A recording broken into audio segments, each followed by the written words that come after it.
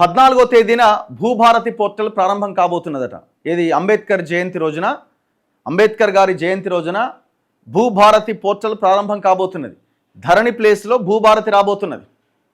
మరి ఎట్లాంటి ఆప్షన్స్ ఉన్నాయి, ఏం మార్చారు, ధరణికి భూభారతికి ఉన్న తేడా ఏంటనేది మనకు ఆ రోజు తెలుస్తుంది. మరి ఇంతకాలం ఎందుకు లేట్ అయిందంటే పంపకాలు, సింపుల్ అంతే. ఇప్పుడు ఆయన రెవెన్యూ మినిస్టర్ ఎవరు అనుకుంటున్నారు? పొంగులేటి శ్రీనివాసరెడ్డి. ఈ పొంగులేటి శ్రీనివాసరెడ్డి రెవెన్యూ మినిస్టర్గా ఉండి ఈయన మీద మామూలు అలిగేషన్స్ లేవు భూముల విషయంలో. పొంగులేటి శ్రీనివాసరెడ్డి రెవెన్యూ మినిస్టరు, మళ్ళీ అసలైన సిసలైన దొంగ నవీన్ మిట్టలే కదా. CCLA కమిషనర్గా ఉన్నది ఎవరు? నవీన్ మిట్టలే. మొన్ననే ఒక స్కామ్ చూసినామా? మొన్ననే ఒక స్కామ్ బయటకు వచ్చింది. రంగారెడ్డి జిల్లా కలెక్టర్గా ఉన్న అమయ్ కుమార్, CCLA కమిషనర్గా ఉన్న నవీన్ మిట్టల్ కలిసి దాదాపు 9 ఎకరాల 10 ఎకరాల భూమిని, ప్రభుత్వ భూమిని పట్టాగా మార్చి పడేసింది. ఎంత దుర్మార్గులు బాబు మీరు! అట్లాంటి నవీన్ మిట్టలు గతంలో కేసీఆర్ పక్కన ఉండే ఇప్పుడు రేవంత్ రెడ్డి పక్కన నిలబడ్డాడు. ఇక వీళ్ళు ఈ భూములను కాపాడే పోర్టల్ తీసుకొచ్చిరు అని అంటే మనం నమ్మాల. అందులో భాగమే, ఈ లాలూచి వ్యవహారంలో భాగమే కేటీఆర్ కానీ, కేటీఆర్ బినామీలు కానీ, కేటీఆర్ బినామీ రియల్ ఎస్టేట్ కంపెనీల మీద యాక్షన్ లేకపోవడానికి, హైడ్రా వచ్చినా చెరువుల విషయంలో ఆయా కంపెనీలు కబ్జా చేసిన భూములను రికవరీ చేయకపోవడానికి ప్రధానమైన కారణం ఏంటంటే ఈ టోటల్ మాఫియాలాగా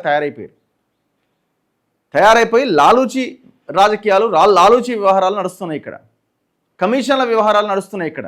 మాకేం పెద్ద ఎక్స్పెక్టేషన్, పెద్ద ఏదో ఈ భూభారతి ద్వారా ఏదో వస్తుందనైతే మేము అనుకుంటలేం. కాకపోతే కేసీఆర్ హయాంలో జరిగినంత భయంకరమైన విధ్వంసం ఉండదు. గదొక్కటే ఎక్కడో ఒక దగ్గర వాళ్ళు ఒకవేళ తప్పు చేసినా బయటకు వస్తుంది. కేసీఆర్ హయాంలోనేమో తప్పు చేసినా దాన్ని బయటకు వచ్చినా దాన్ని మూసేసేటోళ్ళు, బయటకు వచ్చినా పట్టించుకోకపోయేటోళ్ళు. కానీ ఇప్పుడు అట్లీస్ట్ ఇక్కడ ఒక చర్చ అన్న కనీసం స్టార్ట్ అవ్వడానికి అవకాశం ఉంది. అది ఒక్కటి తప్ప ఇక మనకేం పెద్ద చేంజెస్ అయితే ఏమీ లేవు.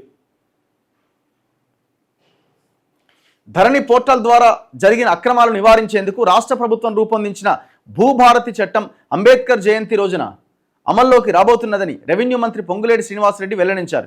ఈ చట్టానికి సంబంధించిన వెబ్ పోర్టల్ను ఏప్రిల్ 14వ తేదీన శిల్పారామంలో సాయంత్రం 5 గంటలకు ముఖ్యమంత్రి రేవంత్ రెడ్డి ప్రారంభిస్తారని తెలిపారు.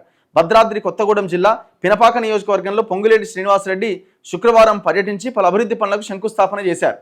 ఇప్పుడు ఇది ముఖ్యమంత్రి ఓపెన్ చేస్తారట, లేదా పోర్టల్ ప్రారంభిస్తారట. ఇంతకుముందు ధరణి ఏమో టెరాసిస్ అనే ఒక విదేశీ కంపెనీ చేతిలో పెట్టిండు కేటీఆర్ అండ్ బ్యాచ్. అది ఓన్లీ ఎక్కడెక్కడ భూమి ఎట్టెట్ట కొల్లగొట్టాలి, ఏమేం చేయాలి, ఎవనోనికి ఎట్టెట్ట రాయాలా, ఈ మొత్తం వ్యవహారం అంతా పోర్టల్ ద్వారా జరిగింది. రాయదుర్గం ఫ్లైఓవర్ దగ్గర ఆ కింద ఒక 5 ఫ్లోర్ల బిల్డింగ్లో ఈ వ్యవహారం అంతా నడిచేది. రాత్రికి రాత్రి మారిపోతుండే పేర్లు, ఇట్లా చూస్తుంటేనే పేర్లు మారిపోతుండేది. మరి అట్లనే ఉంటుందా, ఇది ఏమైనా తేడా ఉంటుందా ఏంది అన్నది చూడాలి. ఇంతకుముందు ఒక ఎగ్జాంపుల్ చెప్పిన కదా, ఈ మొత్తం వ్యవహారం తయారు చేసిన దాంట్లో కీలక భాగస్వామి నవీన్ మిట్టల్. ఏక్ నెంబర్, ₹1 లేని ఆయన పని చేయడు. నవీన్ మిట్టల్ అనే వ్యక్తి 1 crore లేని ఆయన పనే చేయడు. అంటే అట్లాంటి ప్రాజెక్ట్స్నే పట్టుకుంటాడు. కానీ ఎంత దుర్మార్గం! మీరు ఇప్పుడు అంటే మీకు చిత్తశుద్ధి ఉన్నది, ఈ పోర్టల్ని కూడా మంచిగా తయారు చేసినని మేము ఎట్లా అనుకోవాలా? ఒక కరప్టెడ్ ఆఫీసర్ని పెట్టి దానికి ఇన్ఛార్జ్గా పెట్టిన తర్వాత ఇది కూడా ఎంత పారదర్శకంగా ఉంది అని మేము ఎట్లా భావించాలి, ఎట్లా నమ్మాలి? మిమ్మల్ని అవకాశం ఉందా? ఎందుకు నవీన్ మిట్టల్ని పెట్టిరంటే, నవీన్ మిట్టల్ని పెట్టడానికి, కేటీఆర్ అరెస్ట్ కాకపోవడానికి, అరెస్ట్ పక్కన పెట్టండి, అట్లీస్ట్ వాళ్ళ దగ్గర ఉన్న భూమిని, ఒక గుంట భూమిని కూడా రికవరీ చేయకపోవడానికి కారణం ఏంటంటే ఇదంతా ఒక లింక్ చైన్. ఇదంతా నవీన్ మిట్టల్ చెప్తాడు రేవంత్ రెడ్డికి కానీ, పొంగులేటి శ్రీనివాసరెడ్డికి కానీ, ఇగో కేటీఆర్ ఫలానా ప్లేస్లో ఇన్ని ఎకరాలు కబ్జా పెట్టిండు, మేమే రాసిచ్చినామని, ఇగో ఫలానా చెరువు ఫలానా భూమి అని. దిగుతారు వీళ్ళు రంగంలోకి, ఇన్ని భూమి మీద కబ్జా పెట్టిన కథ వ్యవహారం మొత్తం చిట్టా తీస్తారు. సరే మరి ఏం చేద్దాం, నీకు సగం నాకు సగం, 60-40, 70-30 ఇట్లా లావాదేవీలు లాలూచీలు ఉంటాయి. లేదు అంటే నన్ను అరెస్ట్ చేయకుండా మొత్తం ఇచ్చేస్తా నీకే. అందుకోసమే రేవంత్ రెడ్డి నవీన్ మిట్టల్ని పక్కన పెట్టుకున్నాడు. Very simple.